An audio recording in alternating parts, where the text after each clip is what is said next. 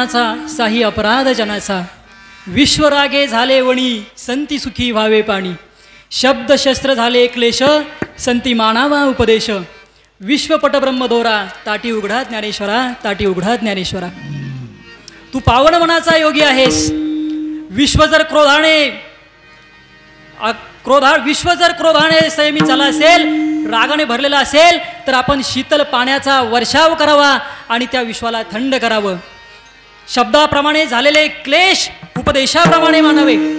हे विश्व म्हणजे ब्रह्माच्या सुतानं विणलेलं जर एखादं कापड असेल, आपण त्या विश्वाचे त्या वस्त्राचे धागे असू तर कोणी कुणावर रागवायचं. ज्ञानराजा ताटी उघडा, ताटी उघडा. लहानग्या मुक्ताईचे शब्द कानावर पडले आणि माऊलींनी ताटीचं दार उघडलं. झोपडीची ताटी उघडली, ताटीचं दार उघडलं आणि माऊलींनी लहानग्या मुक्ताईला आपल्या पोटाशी धरलं आणि आपल्यांसाठी ज्ञानाचा ईश्वर ती ज्ञानेश्वरी लिहिली. शब्दामध्ये किती ताकद आहे. मुक्ताईनं ताटीचे अभंग लिहिले नसते तर माऊलींनी आपल्यासाठी शब्द अमृतानं भरलेलं ज्ञानेश्वरीचं ताट आपल्या ताटात वाढलं नसतं. ते अनंत उपकार मुक्ताईचे आपल्यावर आहेत. माऊलींनी वेगवेगळी ग्रंथ संपदा जी आहे ती लिहून ठेवली आणि माऊली सांगतात ज्ञानेश्वरीमध्ये शब्द कसे असावे. साच आणि मवाळ, मिथुने आणि रसाळ, शब्द जैसे कल्लोळ अमृताचे. आपले शब्द सत्य असावे, आपले शब्द मवाळ असावे, आपले शब्द मिथुले म्हणजे कमी असावे. कधी कधी शब्द वापरले नाही तरी सुद्धा चालतं. माऊलींची कीर्ती चांगदेव महाराजांच्या कानावर पडली. 1400 वर्षाची तपश्चर्या जगणारे योगी महाराज चांगदेव महाराज यांना वाटलं की माऊलींना संवादासाठी बोलवावं, चिंतनासाठी बोलवावं, वादविवादासाठी बोलवावं. पत्र लिहावं तर काय लिहावं. तीर्थरूप लिहावं तर वयाने लहान आहेत. शुभ आशीर्वाद द्यावे तर ज्ञानाने मोठे आहेत. कोरं पत्र पाठवलं आणि कोऱ्या पत्राचा शुद्धार्थ माऊलींना कळला आणि सद्गुरू निवृत्तीनाथाच्या मार्गदर्शनाने चांगदेव 65 हा ग्रंथ लिहिला. 64 कलांचा अधिपती असलेल्या चांगदेव महाराजांना 65वी कला ज्ञात व्हावी म्हणून चांगदेव 65 ग्रंथ लिहिला. चांगदेव महाराजांचा उद्धार झाला.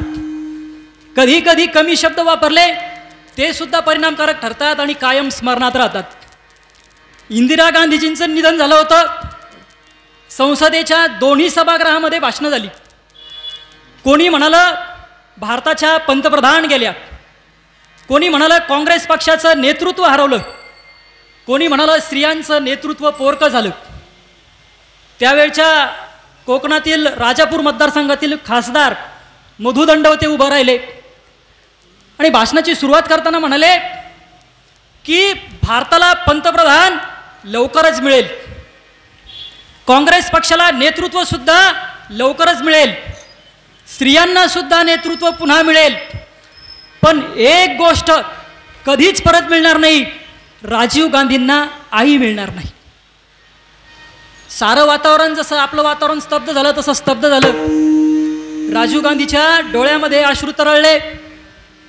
कारण आई नाही तर काही नाही. आईसारखी माया कोणीही करू शकत नाही. लेकराचं हित जर कोण जाणत असेल तर फक्त आईच लेकराचं हित जाणत असते. लेकुराचे हित वाहे माऊलीचे चित्त, ऐसी कळवळ्याची जाती करी लाभाविन प्रीती. लाभाविन प्रीती करण्याचं काम जे आहे ते आई करत असते. ज्ञानोबाची भाषा कशी आहे. ज्ञानोबाची भाषा ही आईची भाषा आहे. ज्ञानोबा कानामध्ये सांगतात, ज्ञानोबा कानामध्ये सांगतात, तुकोबा कानाखाली आवाज काढून सांगतात. दोन्ही भाषा गरजेच्या आहेत. तुकोबा म्हणतात भले तरी देऊ कासेची लंगोटी, नाटाळाच्या माती हनुकाठी. आणि माऊली म्हणतात ऋणू झुनू ऋणू झुनू रे भ्रमरा, सांडी तो अवगुणू रे भ्रमरा. अवगुण म्हणजे काय. वाईट गुण. पण या अवगुणाला सुद्धा उकार लावतात, अवगुणू म्हणतात.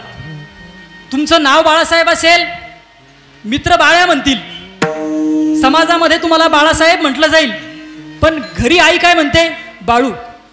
ती उकाराची भाषा माऊली लावतात, उकाराची भाषा माऊली बोलतात. म्हणून आज 750 वर्षानंतर सुद्धा 21 वर्षाच्या तरुणाला माऊली म्हणून ओळखलं जातं. कारण माऊली आईची भाषा बोलतात. आणि माऊली काय सांगतात, गोड बोललं पाहिजे, आपल्या बोलण्यामध्ये गोडवा पाहिजे. या शब्दाच्या धनाचा आपल्याला वापर कसा करायचा, गोड बोलूनच करायचा आहे. वेळ प्रसंगी कठोर सुद्धा वापरावे लागतात, पण कुठं कोणते शब्द कसे वापरायचे याचं ज्ञान आपल्याला पाहिजे.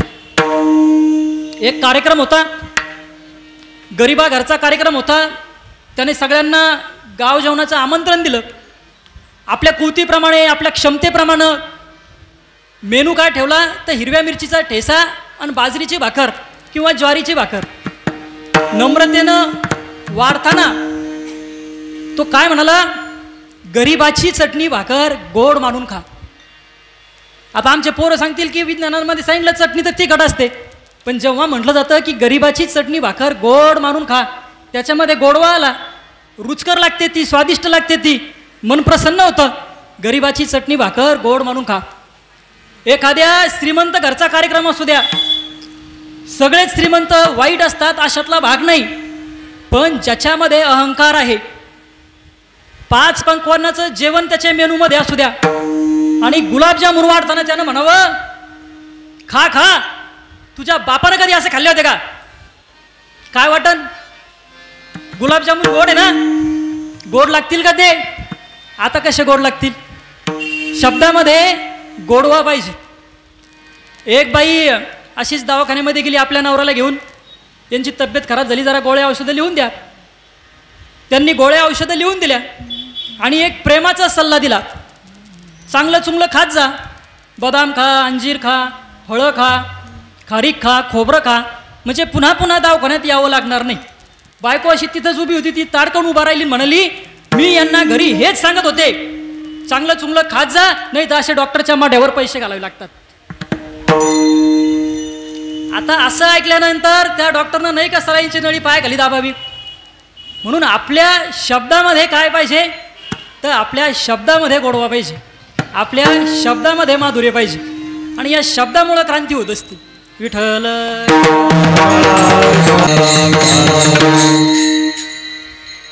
शब्द बोलण्याचे 4 प्रकार असतात. एक प्रकार असतो नरक स्पर्श. नरक स्पर्श बोलणं म्हणजे शिव्या देणे, घाणेरडं बोलणे. त्याची उदाहरणं मी तुम्हाला देऊ नये, तुम्ही ती ऐकू सुद्धा नाही. दुसरा प्रकार असतो इंद्रिय स्पर्श. इंद्रिय स्पर्श म्हणजे ज्या गोष्टींची गरज आपल्या इंद्रियाला आहे, ते पाणी द्या, ते टी व्ही चालू करा, फॅन जरा इकडं सरकवा, याची गरज आहे आपल्या इंद्रियाला, त्याला म्हणतात इंद्रिय स्पर्श बोलणं.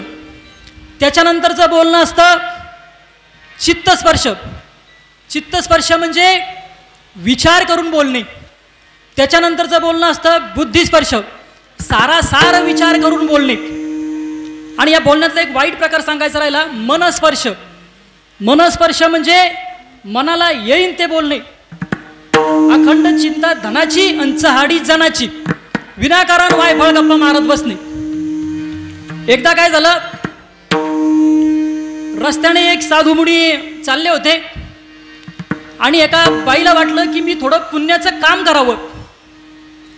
या साधूला, या महाराजांना जेवू घालावं. त्यांनी त्या ऋषीमुनीकडे गेले आणि त्यांना म्हणाले की माझ्या घरी चला, मी तुम्हाला जेवू घालते. घरी बोलवलं, ताट बनवलं, भाजी भाकरी वाढली, महाराजांनी जेवायला सुरुवात केली. त्या बाईच्या मनात विचार आला की माझ्याकडं सगळं जेवण साधं आहे, काहीतरी गोडधोड असतं, किती छान झालं असतं. आपल्या शेजारच्या बाईकडे गेली आणि शेजारच्या बाईकडून तिच्या घरी बनवलेलं खीर तिनं बनवली होती. शेजार धर्म आपण पाळला पाहिजे, एकमेकांना थोडीफार मदत केली पाहिजे, या भूमिकेतून तिनं सुद्धा घरी बनवलेली खीर त्या बाईला दिली. आवाज येतो ना शेवटपर्यंत? तर ती खीर दिल्यानंतर बाई आपल्या घरी आली, महाराजांना खीर वाढली, महाराजांनी खीर खाल्ली आणि खीर खाल्ल्यानंतर पुढच्या 5 ते 10 मिनिटांमध्ये त्या महाराजांचं निधन झालं. ते तिथं मृत्युमुखी पडले. आता झाली ना पंचायत, प्रकरण देवापर्यंत गेलं आणि इकडं गल्लीतल्या बाया गप्पा मारायला लागल्या.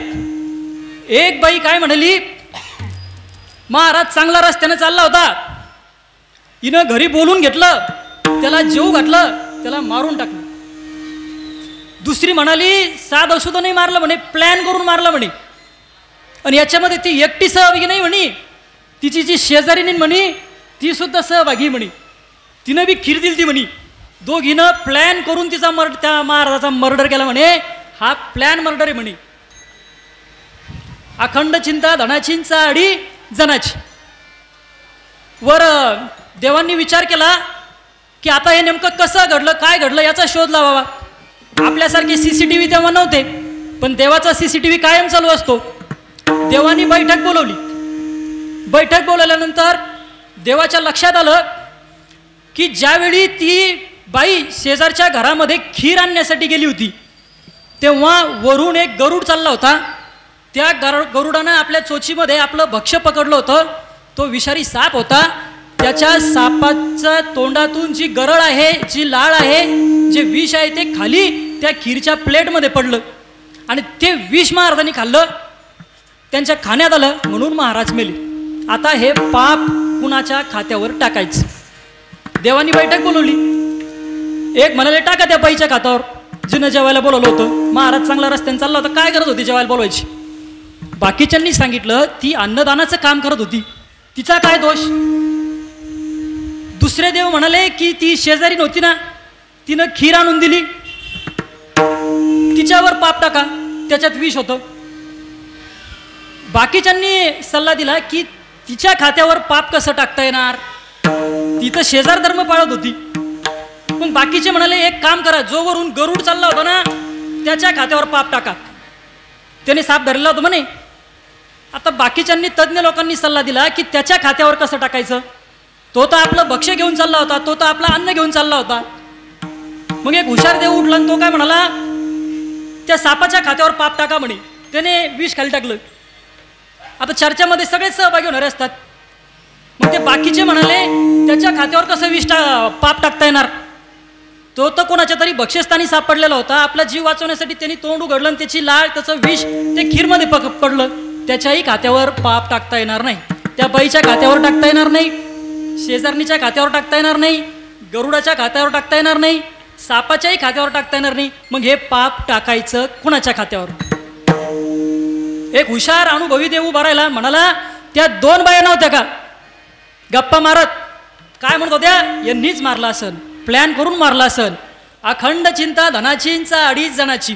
एकमेकाच्या लावालाव्या करत बसायचं. मग त्याच्यामुळं पाप लागणार नाही का आपला. आपण आपल्या गप्पांचे विषय काय पाहिजेत, आपल्या गप्पाचे विषय साधक पाहिजे, इतरांना बाधक ठरणारे नको. परमार्थासाठी आपल्या गप्पाचे विषय पाहिजे. जर एकमेकांना नावच ठेवत राहिलो, दोषच देत राहिले, तर मग आपल्याला पाप लागण्याची शक्यता नाकारता येत नाही का. पाप म्हणजे जे आहे ते स्वर्गात गेल्यानंतर भोगायचं नाही, आपल्याला सगळं इथंच भोगायचं आहे. आता ती सिस्टीम राहिली नाही की स्वर्गात गेल्यानंतर भोगायचं, सगळं आपल्याला इथंच भोगायचं असतं. त्यामुळे आपलं बोलणं जे असतं ते आपलं बोलणं चांगलं पाहिजे. 5 प्रकार तुम्हाला सांगितले मी, इंद्रिय स्पर्श, मनस्पर्श, चित्तस्पर्श, बुद्धिस्पर्श आणि नरकस्पर्श. 6वं बोलणं असतं परतत्वस्पर्श. परतत्वस्पर्श म्हणजे कोणतं बोलणं, परतत्वस्पर्श म्हणजे देवाशिवाय दुसरं कोणतंच बोलायचं नाही.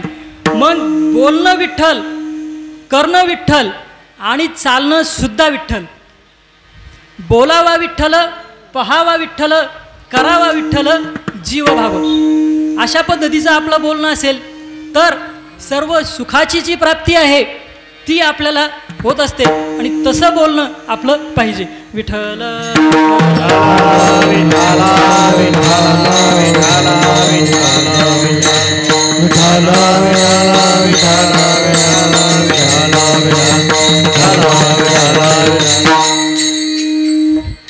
आपलं बोलणं चांगलं पाहिजे, ते दिशादर्शक पाहिजे.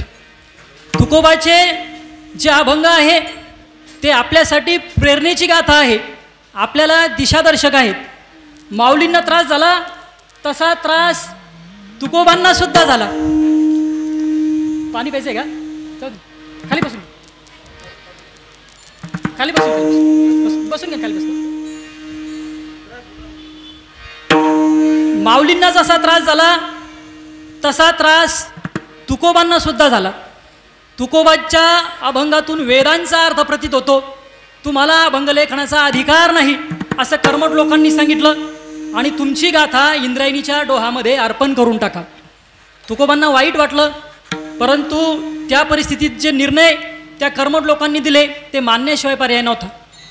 तुकोबांची गाथा इंद्रायणीच्या पात्रामध्ये बुडवण्यात आली आणि गाथा बुडवल्यानंतर पुन्हा वर येईल की काय अशी भीती त्या काळातल्या लोकांना होती. म्हणून गाथेला काय केलं, दगड बांधले. गाथेला दगड बांधून ती गाथा इंद्रायणीच्या पात्रामध्ये सोडण्यात आली.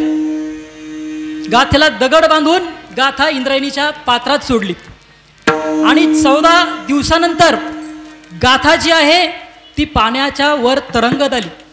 आणि फक्त गाथावर नाही आली, गाथेसोबत गाथेला बांधलेले जे दगड आहे ते दगड सुद्धा वर आले. रामेश्वर भट लिहून ठेवतात, जळी दगडा सहित वया, जळी दगडा सहित वया, जळी दगडा सहित वया. जय तारे लाला या, तारे लाला या, तारे लाला या, तारे लाला या, तारे लाला या, तारे लाला या. छान.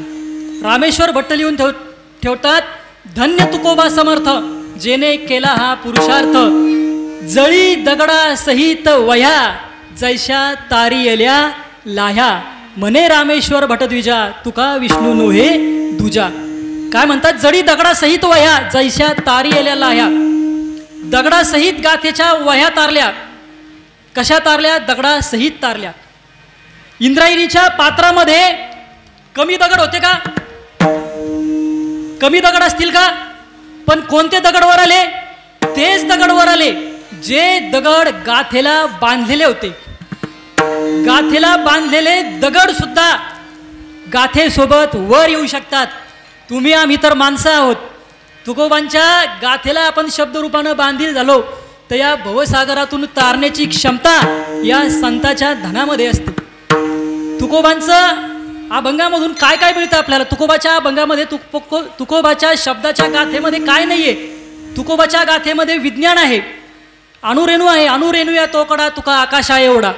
अर्थशास्त्र आहे, जोडून या धन उत्तम व्यवहारे, उदास विचारे वेच करी. तुकोबाच्या गाथेमध्ये मानसशास्त्र आहे, मन करारे प्रसन्न सर्व सिद्धीचे कारण. तुकोबाच्या गाथेमध्ये समाजशास्त्र आहे, जे का रंजले गांजले त्यासी म्हणी जो आपुले, तोची साधू ओळखावा देव तेथीची जाणावा. सुविचार आहे, बोले तैसा चाले त्याची वंदावी पाऊले, जया अंगी मोठेपण तया यातना कठीण. नम्रता आहे, नम्रपणा आहे, फोडिले भांडार धन्याचा हा माल, मी तो हमाल भारवाही. 400 पेक्षा जास्त विषय आणि 4000 पेक्षा जास्त अभंग संत तुकाराम महाराजांनी लिहून ठेवले आहे. आणि या अभंगाला, या शब्दाला ते काय म्हणतात, हे आमच्या जीवाचं जीवन आहे आणि याचं करायचं काय, अभंगाच्या दुसऱ्या चरणात. शब्दाचे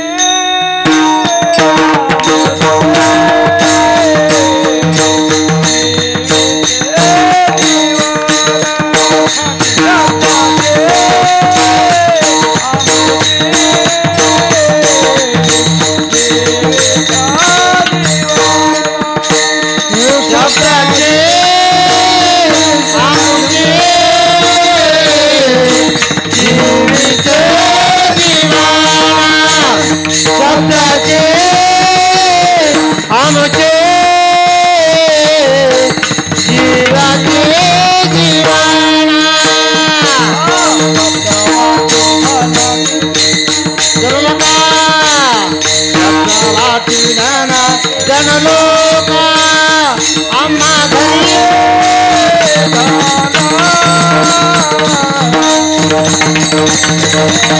रात्री आम्हा घरी जाना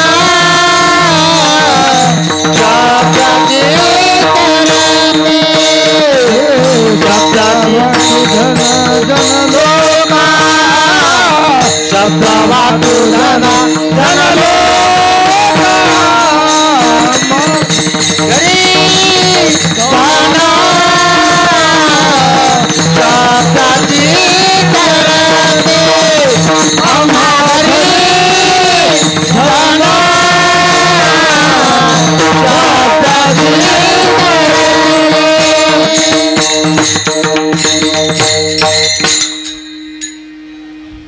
शब्दाची आमुच्या जीवाचे जीवन, शब्द वाटू धन जनलोका. शब्द हे आमच्या जीवाचं जीवन आहे. शब्दाला जीवन मानून जगणारे माणसं येत होते आणि जे लोकांनी शब्दाला जीवन मानलं ते फक्त माणसं नाही राहिले तर ती देव माणसं ठरली. राजमाता जिजाऊंनी रामायण महाभारताच्या कथा आपल्या बालशिवबाला शिकवल्या, सांगितल्या आणि त्या सांगितल्यानंतर बालशिवबाच्या मनामध्ये विचार निर्माण झाला की मी सुद्धा असा पराक्रम करावा, मी सुद्धा राज्य निर्माण करावं. त्यांच्या कानावर रामायण महाभारताच्या कथा पडत होत्या. काल परवा एका घरी गेलो आणि आजोबांना विचारलं तर आजोबांची एक तक्रार होती की माझ्या नातवाला रामायण महाभारतातल्या कथाच माहीत नाही म्हणे, त्याला हरिपाठ बी येत नाही म्हणे आणि रात्री तो शुभंकरोती कल्याणम पण म्हणत नाही म्हणे. आमच्या काळामध्ये मी जेव्हा लहान होतो म्हणे तेव्हा मला रामायणातल्या गोष्टी सांगता येत होत्या, महाभारतातल्या गोष्टी सांगता येत होत्या, मला हरिपाठ पण येत होता. मी आजोबाला विचारलं तुमच्या लहानपणी तुम्हाला हे कोणी शिकवलं, कोणी सांगितलं? आजोबा म्हणाले माझ्या आजोबांनी. मग जर आज त्यांच्या नातवाला या गोष्टी येत नसतील दोष कुणाला द्यायचा? आजोबालाच द्यावा लागेल ना. आपण आपल्या नातवांना गोष्टी सांगितल्या पाहिजे. आपला नातू, आपला मुलगा, त्याला जर गोष्ट ऐकायची असेल आपण त्याच्या हातामध्ये मोबाईल देतो. मोबाईल नसला तर आपलं लेकरू घरातलं जेवण सुद्धा करत नाही. असं एवढं आपण त्या मोबाईलमध्ये सापडलेलो आहे, मोबाईलमध्ये अडकलेलो आहे. शिवबाच्या कानावर रामायण महाभारताच्या कथा पडल्या, आपल्या आईंनी दिलेला उपदेश त्यांनी ऐकला आणि त्यांना वाटलं की मी स्वराज्य स्थापन करावं. मावळे गोळा केले, रायरेश्वराच्या मंदिरात गेले आणि तिथं प्रतिज्ञा घेतली हे राज्य व्हावे ही स्त्रींची इच्छा आहे. प्रतिज्ञा कशी असते? प्रतिज्ञा एकदाच घ्यायची असते आणि आयुष्यभर पाळायची असते. आमची शाळेतली मुलं रोज प्रतिज्ञा घेतात, भारत माझा देश आहे, सारे भारतीय माझे बांधव आहे. शाळा सुटल्यानंतर आपल्या बांधवाबरोबर भांडणं करतात, रात्री विसरून जातात, दुसऱ्या दिवशी सकाळी पुन्हा प्रतिज्ञा घ्यावी लागते. प्रतिज्ञा घ्यावी तर शिवबासारखी एकदाच, पण आयुष्यभर पाळावी. शब्दाचं शस्त्र झालं आणि शिवबांनी स्वराज्य उभा केलं. छत्रपती शहाजी महाराजांनी, शिवबाच्या वडिलांनी शिवबाला राजमुद्रा दिली. राजमुद्रा जी आहे त्या काळामध्ये हिंदी भाषेत असायची, फारसी भाषेत असायची, उर्दू भाषेत असायची. पण शिवबांची जी राजमुद्रा होती, शहाजी महाराजांनी जी राजमुद्रा दिली होती ती होती संस्कृत भाषेमध्ये. प्रतिपच्चचंद्र लेखेवे वर्धिष्णू विश्ववंदिता शाह सुनो शिवशस्या मुद्रा भद्राय राजते. प्रतिपदेच्या चंद्रकलेप्रमाणे वाढत जाणारं शहाजी पुत्र शिवबाचं राज्य हे विश्वाला वंदनीय ठरो असं राहील. महाराष्ट्राला वंदनीय ठरो असा विचार केला का? देशाला वंदनीय ठरो असा विचार केला का? विश्वाला वंदनीय ठरो. आणि आपल्या वडिलांनी आपल्यासाठी जे शब्द बनवले, जे राजमुद्रा बनवली, त्या राजमुद्रेप्रमाणे चालण्यासाठी छत्रपती शिवाजी महाराजांनी आपलं अख्खं आयुष्य खर्च केलं. आणि म्हणून छत्रपती शिवाजी महाराज जे आहेत ते देवासोबत आपण छत्रपती शिवाजी महाराजांची पूजा करतो. कारण त्यांनी शब्दाची आमुच्या जीवाचे जीवन यानुसार ते जगले. आणि यानुसार जगणारे जे लोक असतात ते खऱ्या अर्थाने देवपणास गेलेले असतात. भर्तृहरिराजाची एक कथा आहे. भर्तृहरिराजांनी गुरु गोरक्षनाथाच्या सान्निध्यामध्ये गेल्यानंतर संन्यास पत्करला. राजे होते, राजसिंहासनाचा त्याग केला, भगवे वस्त्र परिधान केले आणि त्यानंतर वैराग्य शतक, नीतिशतक, शृंगार शतक असे ग्रंथ लिहिले. कालांतराने भर्तृहरिराजाच्या कथेचं नाटक गावागावामध्ये व्हायचं. जसं आपल्याकडे रामलीला 8-8-9 दिवस चालते तशी भर्तृहरीची कथा जी आहे ती 8-8-9-9 दिवस चालायची. मध्य प्रदेशमध्ये चौधरी लठुरी सिंग नावाचा एक जमीनदार होता आणि तो या राजा भर्तृहरीचा भक्त होता. तो काय करायचा की नाटक कंपनीला बोलवायचा आणि नाटक कंपनीला बोलवल्यानंतर त्याच्यामध्ये स्वतः अभिनय करायचा आणि स्वतः अभिनय करत असताना तो राजा भर्तृहरीची भूमिका करायचा. रोज नाटक चालायचं, सगळे लोक नाटक बघायला यायचे. असे 8 दिवस झाले आणि 8व्या दिवशी तो आपल्या बायकोला म्हणाला की उद्या तू नाटक बघायला येऊ नको, उद्या नाटकाचा 9वा दिवस आहे. आता बायकोला येऊ नको असं सांगितल्यावरती घरी राहणार आहे का? तिच्या मनामध्ये चलबिचल चालू झाली की नेमकं 8 दिवस मी नाटक पाहिलं, तेव्हा मला काही म्हणाले नाही, आणि आज 9व्या दिवशीच नेमकी काय अडचण आली. इकडं 9व्या दिवशीचं नाटक चालू झालं. चौधरी लठुरी सिंगच्या पत्नीच्या मनामध्ये विचार आला की मी नाटक बघायला गेलंच पाहिजे. तिनं दरवाजाला कडी लावली, नाटक बघायला गेली. तिच्या नवऱ्याला दिसणार नाही अशा ठिकाणी कोपऱ्यात जाऊन बसली. शेवटचं दृश्य चालू होतं भर्तृहरीच्या नाटकातलं. भर्तृहरीच्या नाटकामध्ये म्हणजे प्रत्यक्ष भर्तृहरीच्या जीवनामध्ये कसं झालं होतं की त्यांनी गुरु गोरक्षनाथाचा आशीर्वाद घेतला, भगवे वस्त्र परिधान केलं. भर्तृहरीच्या भूमिकेत असलेल्या चौधरी लठुरी सिंगनं भगवे वस्त्र परिधान केले, आणि ते वस्त्र परिधान केल्यानंतर ते म्हणाले, माझ्या शरीरामध्ये वास करणाऱ्या भगवान शंकराला साक्षी मानून, माझ्या शरीरामध्ये असलेल्या जलाला आणि अग्नीला साक्षी मानून मी आजपासून माझ्या सर्वस्वाचा त्याग करत आहे. मी या राजसिंहासनाचा त्याग करत आहे, मी या संपत्तीचा त्याग करत आहे, मी माझ्या मुलामुलीचा त्याग करत आहे, मी माझ्या पत्नीचा सुद्धा त्याग करत आहे. इथे उपस्थित असलेल्या सगळ्या महिला या माझ्या माता आहेत. असं कोण म्हणालं? लठुरी सिंग म्हणाली, भर्तृहरीच्या भूमिकेत असलेले. आणि असं म्हटल्यानंतर तिथं गर्दीत बसलेल्या त्याच्या जी बायको होती तिच्या शेजारच्या बाईने सांगितलं, क्यों लठुरी झूठ बोल रहा है, तेरी लुगाई तो यहाँ बैठी है. सगळे हसायला लागले. लठुरीला थोडं वाईट वाटलं. नाटक संपलं, भगवे कपडे काढले नाही, तसाच घरी गेला आणि म्हणाला, माते भिक्षाम देही. बायको घराच्या बाहेर आली आणि बायको म्हणाली, तुमचे नाटकं अजूनही संपले नाही का? घरात या, कपडे बदला. नाही म्हणे. ज्यावेळी मी नाटकात वाक्य बोललो त्यावेळी मी काय म्हणालो की भगवान शंकर माझ्यात वास करत आहे. मी अग्नीची शपथ घेत आहे, मी पाण्याची शपथ घेत आहे, जलची शपथ घेत आहे.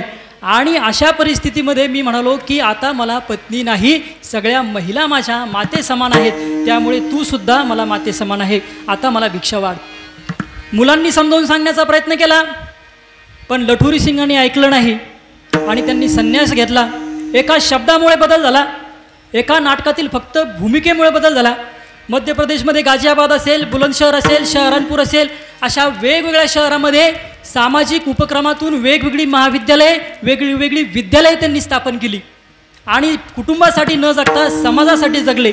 का तर जीवन जे आहे ते शब्दाला प्रमाण मानलं, शब्दासाठी आपलं जीवन खर्च केलं, आणि म्हणूनच लठुरी सिंगसारखा साधारण माणूस महात्मा या पदापर्यंत जाऊन पोहोचला. प्रभू श्रीरामाचं आपल्याला उदाहरण देता येईल की उद्या राज्याभिषेक होणार होता, पण राज्याभिषेक होणार असताना श्रीरामाला निरोप मिळाला की उद्या राज्याभिषेक होणार नाही, तुम्हाला वनवासाला जावं लागणार. कैकेयी मातेचे कान जे आहे ते मंत्राने फुकले आणि तिला सांगितलं की तू 2 वर माग, रामाला राज्याभिषेक, भरताला वनवास. आणि कैकेयीनं हे वर मागितल्यामुळे रामावर ही वेळ आली. रामाला काही जणांनी सांगण्याचा प्रयत्न केला की तू विद्रोह कर, विरोध कर, पण राम म्हणाले की विरोध कुणाचा करायचा? ज्या वडिलांनी रक्त द्यायला त्या वडिलांचा विरोध करू, ज्या आईनं सख्या आईपेक्षा जास्त प्रेम केलं त्या आईचा विरोध करू, आणि ज्या भरताच्या साक्षीला पाप सुद्धा उभं राहत नाही त्या भरताचा कसा विरोध करू? मी विरोध करणार नाही, माझ्या वडिलांचे शब्द प्रमाण मानणार आणि मी वनवासाला निघणार. प्रभू श्रीराम वनवासाला निघाले. प्रभू श्रीरामासोबत लक्ष्मण सुद्धा वनवासाला निघाले, त्यांची पत्नी सुद्धा वनवासाला निघाली, माता सीता. वनवास संपल्यानंतर, वनवासाचा प्रवास संपल्यानंतर तिथे त्यांना एक वनदेवता प्रसन्न झाली आणि ती वनदेवता म्हणाली, तुमच्यासाठी काही करू का? प्रभू श्रीराम म्हणाले की या रस्त्यावर जे काटे आहेत ना म्हणे ते दूर कर म्हणे. वनदेवता म्हणाली, तुमचा प्रवास तर झालेला आहे, आता ते काटे दूर कशासाठी करायची? रामाने सांगितलं की माझा भाऊ त्या वाटेनं येणार आहे. ठीक आहे म्हणे, तुमचा भाऊ येणार आहे, भरत येणार आहे, मग तो नाजूक आहे का? तो कोमल आहे का? त्याला काटे टोचतील का? नाही म्हणे, तसं नाही म्हणे, तो योद्धा आहे म्हणे, त्याला काटे टोचणार नाही म्हणे. पण या वाटेने येत असताना जेव्हा तो काटे बघल तेव्हा त्याच्या मनामध्ये विचार येईल की या रस्त्याने माझा भाऊ गेला होता, माझ्या भावाला काटे टोचले असतील. हा विचार त्याच्या मनात आल्यानंतर त्याच्या मनाला दुःख होईल आणि ते दुःख त्याच्या मनाला होऊ नये म्हणून मी तुला सांगतो की वाटेतले काटे दूर कर. 4 बंधू होते. प्रभू श्रीराम, लक्ष्मण, भरत आणि शत्रुघ्न सख्य सुद्धा नव्हते, सावत्र होते, तरी सुद्धा एकमेकावर निरतिशय असं प्रेम होतं. त्रैलोक्याचा स्वामी होण्याची संधी भरताला मिळाली, परंतु भरतानं आपल्या बंधूच्या पादुका राजसिंहासनावर ठेवल्या आणि राजसिंहासनावर बसण्याचा नकार दिला. तुमच्या घरामध्ये भरतासारखा जर भाऊ असेल तर तुमच्या घरामध्ये रामायण आहे, आणि भरतासारखा भाऊ नसेल तर मग मात्र महाभारतच आहे. विठ्ठल विठ्ठल विठ्ठल विठ्ठल विठ्ठल विठ्ठल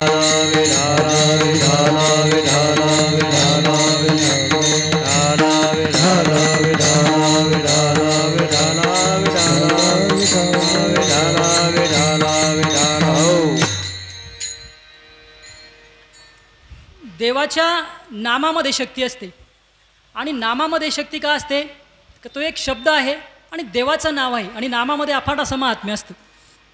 आणि नामस्मरण आपण त्याच्यासाठी केलं पाहिजे. गीतेमध्ये एक सुंदर श्लोक आहे, ध्यानन कृते यजन यज्ञ श्रेताया द्वापाप्य अर्चनम यदापनोती तदापनोती कलो संकीर्तम केशवम. कृतयुगामध्ये ध्यानाने, त्रेतायुगामध्ये यज्ञाने, द्वापार युगामध्ये अर्चनाने म्हणजे पूजनाने, आणि कलियुगामध्ये तेच फल नामस्मरणाने प्राप्त होतं. म्हणजे जे फल यज्ञानं प्राप्त होतं, जे फल अर्चनाने पूजनाने प्राप्त होतं, तेच फल नामस्मरणाने प्राप्त होत असतं. म्हणून आपण नामजप केलं पाहिजे. आणि नामामध्ये एवढा महिमा असतो की नुसतं आपण नाव एखाद्याचं वापरलं तरी आपलं काम होत असतं. म्हणजे आपल्याला अनुभव येतो, आपण जिल्हाधिकाऱ्याची ओळख सांगितली, तहसीलदाराची ओळख सांगितली, एखाद्या मंत्र्याची ओळख सांगितली तरी आपलं काम होऊ शकतं. तर देवाच्या नावानं काम होऊ शकत नाही का? देवाच्या नावानं सुद्धा काम होत असतं, फक्त त्या नामाचा आपण जप केला पाहिजे. भोज राजाच्या पदरी कालिदास नोकरीला होते, आणि कालिदासांनी काय केलं, त्यांना न सांगता एकदा दूरदेशी निघून गेली. आता शेजारच्या पंडितानं ही आयती संधी साधून आली, आणि ते भोजराजाकडे गेले आणि म्हणाले की मला कालिदासाबरोबर चिंतन करायचं आहे, वाद करायचा आहे, वादविवाद करायचा आहे, तुमचे कालिदास कुठे? आता प्रश्न पडला भोजराजाला. ते चिंताग्रस्त होते, रस्त्यानं चालले होते. गंगूतेलीनं हे बघितलं. एक सामान्य गरीब पण थोडा बुद्धिमान असलेला माणूस होता. त्याला एकच डोळा होता. तो म्हणाला, राजा तुमची काय समस्या आहे मला सांगा. राजा म्हणाला की कालिदासाने न सांगता निघून गेलाय, आणि बाजूच्या राज्यातील पंडिताने मला असा निरोप पाठवलाय की मला कालिदासाबरोबर वाद करायचा आहे. आता मी वाद करण्यासाठी पंडित आणू कुठून? गंगूतेली म्हणाला, काळजी करू नका, एक काम करा, भोजराजाला म्हणा की तुमच्यासोबत वादविवाद जे आहे ते कोण करतील? कालिदासाचे गुरु करतील. ठीक आहे म्हणे, पण कालिदासाचे गुरु कोण?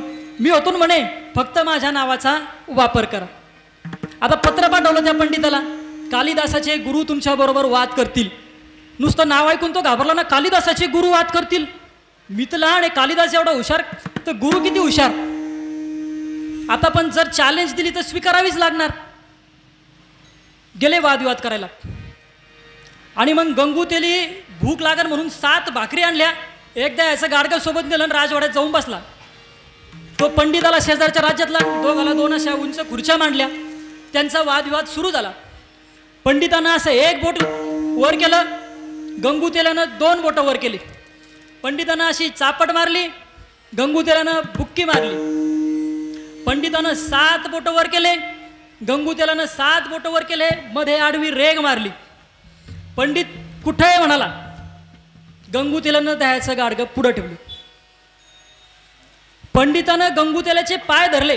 राजाला म्हणाला, मी हारलो म्हणे, तुमचे कालिदासाचे गुरु शास्त्रामध्ये खूप हुशार आहे म्हणे, मी हारलो म्हणे, मला क्षमा करा. राजानं त्या गंगूतेल्याची मिरवणूक काढली, त्याला 10 एकर जमीन बक्षीससुद्धा देऊन टाकली. पण पंडिताला जाऊन विचारलं, मला तुमचा वादविवाद कळला नाही, आम्हाला समजला नाही, आम्हाला समजून सांगा. पंडित म्हणाला, मी 1 बोट वर केलं. मी म्हणालो, जगामध्ये एक ब्रह्म आहे. तुमच्या कालिदासाच्या गुरुनं 2 बोटं वर केली.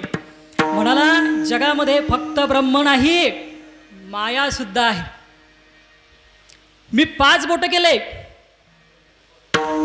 मला म्हणायचं होतं की पंचमहाभूताद्वारे हा कारभार चालतो. तुमच्या पंडितांना अशी मला मूड दाखवली. पंचमहाभूत पृथ्वी, आप, तेज, वायू, आकाश या देहामध्ये आणि जगामध्ये एकत्र राहतात. मूड दाखवली. मी नंतरचा प्रश्न विचारला. 7 बोटं वर केले म्हणजे 7 समुद्र. तुमच्या कालिदासाच्या गुरुने मध्ये अशी आडवी रेग मारली, सांगितलं की 7 समुद्र आहेत पण मध्ये एक पर्वत आहे आणि तो मेरू पर्वत आहे. मी विचारलं कुठे? सांगण्यासाठी तुमच्या कालिदासाच्या गुरुनं दह्याचं गाडगं समोर ठेवलं म्हणजे दधीची या समुद्राजवळ आहे. राजाला वाटलं एवढं शास्त्र हा गंगूतेली कुठं शिकला. त्यांनी गंगूतेलाला विचारलं तू कुठं शिकला म्हणे एवढं. तो म्हणे मी मोघम उत्तर दिले पण मी फक्त नाव वापरलं होतं. कुणाचं? कालिदासाच्या गुरुचं. तुमचा पंडित म्हणाला 1 बोट केलं. मला काय वाटलं माझा एकच डोळा आहे दुसरा पण फोडतो काय.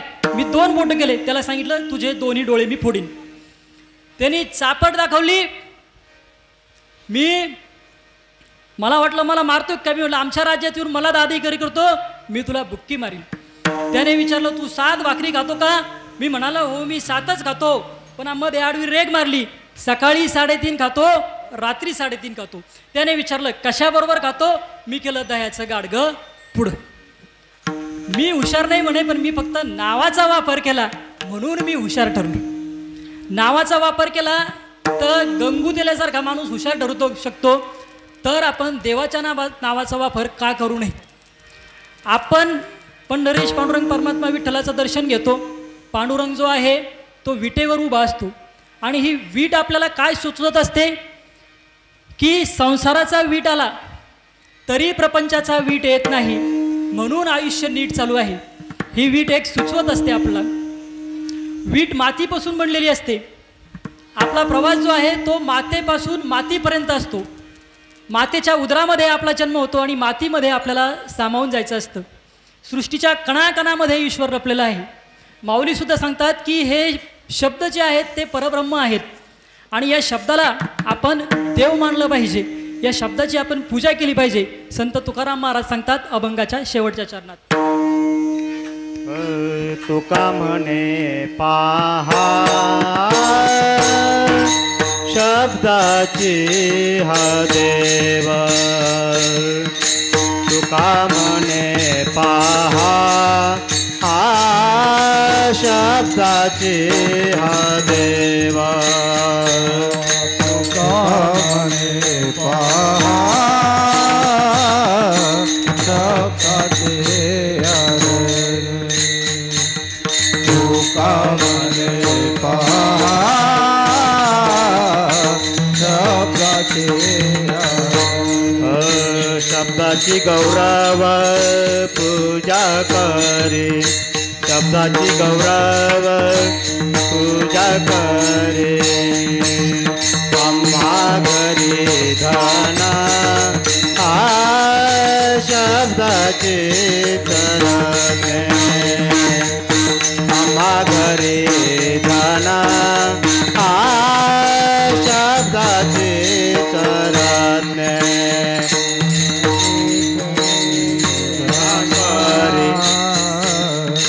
शब्दाचे धरणा आम्हा शब्दाचे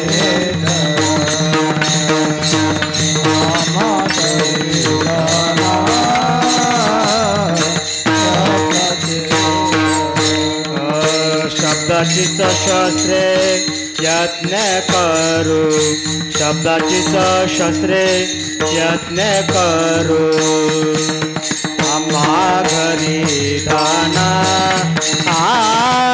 शब्दाचे चरणे.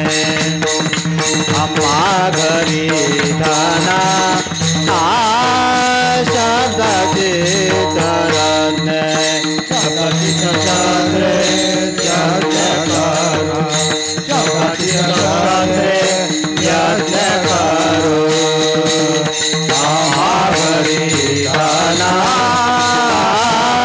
शब्दाचे चरणे.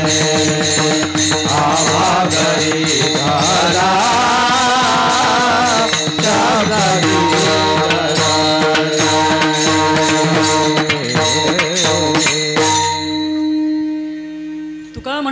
शब्दची हा देव शब्दची गौरव पूजा करू. या शब्दांचा आपण गौरव केला पाहिजे. दिंडीमध्ये असेल, भजनामध्ये असेल, आपण निवृत्ती ज्ञानदेव सोपान मुक्ताबाई एकनाथ नामदेव तुकाराम असा संत नामावलीचा उल्लेख करतो. तो तसाच काय केला जातो तर भागवत धर्माची शेवटची पायरी म्हणजे निवृत्ती. एकदा निवृत्तीच्या पायरीला स्पर्श केला म्हणजे मागं वळून बघायचं नाही. काही करण्याची इच्छा राहिली अशी रुकरुक मनाला वाटायला नको म्हणून म्हटलं जातं निवृत्ती. एकदा निवृत्तीला स्पर्श केला की मनाचं आसन रिक्त व्हायला पाहिजे आणि मनाचं आसन रिक्त झालं की तिथं ज्ञान येऊन विराजमान होतं म्हणजे निवृत्ती ज्ञानदेव. आणि एकदा ज्ञानदेव येऊन विराजमान झाले की पुढचा मार्ग आपल्याला सापडला पाहिजे म्हणजे सोपान आपल्याला कळला पाहिजे म्हणजे सोपान निवृत्ती ज्ञानदेव सोपान. आणि एकदा मार्ग आपल्याला कळलं की मग आपल्याला मोक्ष प्राप्त होतो म्हणजे मुक्ताई. निवृत्ती ज्ञानदेव सोपान मुक्ताई. आणि एकदा मुक्ताई प्राप्त झाली, एकदा मोक्ष मिळाला की त्यानंतर अनंत दिशांनी आपल्याला देवाचं दर्शन होतं. पण एक नाथ पुरेसा असतो म्हणजे निवृत्ती ज्ञानदेव सोपान मुक्ताबाई एकनाथ. आणि एकदा एकनाथाचं दर्शन झालं की तिथं फक्त उरतं ते नाम उरतं म्हणजे निवृत्ती ज्ञानदेव सोपान मुक्ताबाई एकनाथ नामदेव. आणि एकदा नामाचं महात्म्य कळलं की शेवटची पायरी म्हणजे तुकाराम. तू राम का नाहीस, मी राम का नाही म्हणून म्हटलं जातं निवृत्ती ज्ञानदेव सोपान मुक्ताबाई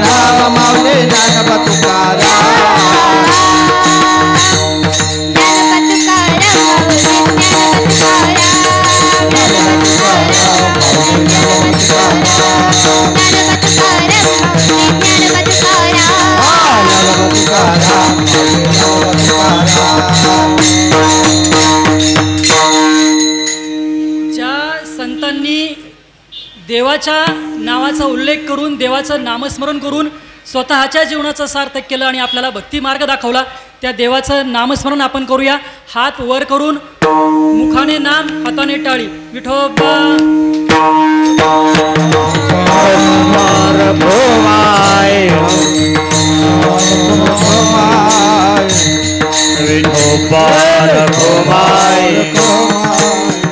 जय जय विठोबार कुमार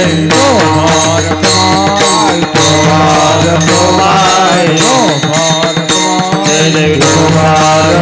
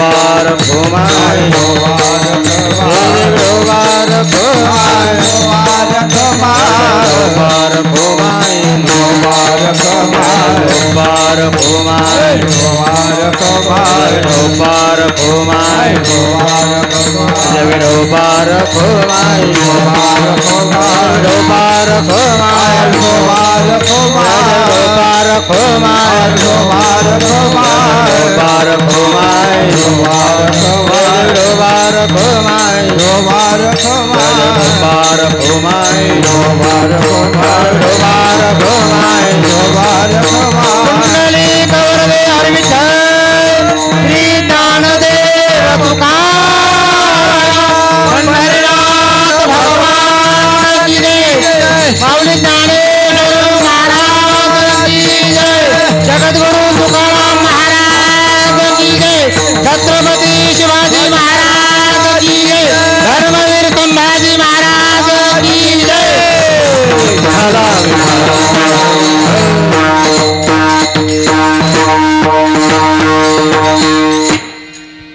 संतांनी दाखविलेल्या मार्गावर आपलं चालणं गरजेचं आहे. सत्कार्य सत्कर्म आपण करणं गरजेचं आहे. सत्कार्य सत्कर्म आपण करत असतो. असाच एक छोटासा संदेश मला द्यायचा आहे. पुढच्या महिन्यामध्ये एक सत्कर्म करण्याची संधी आपल्याला चालून आलेली आहे. 13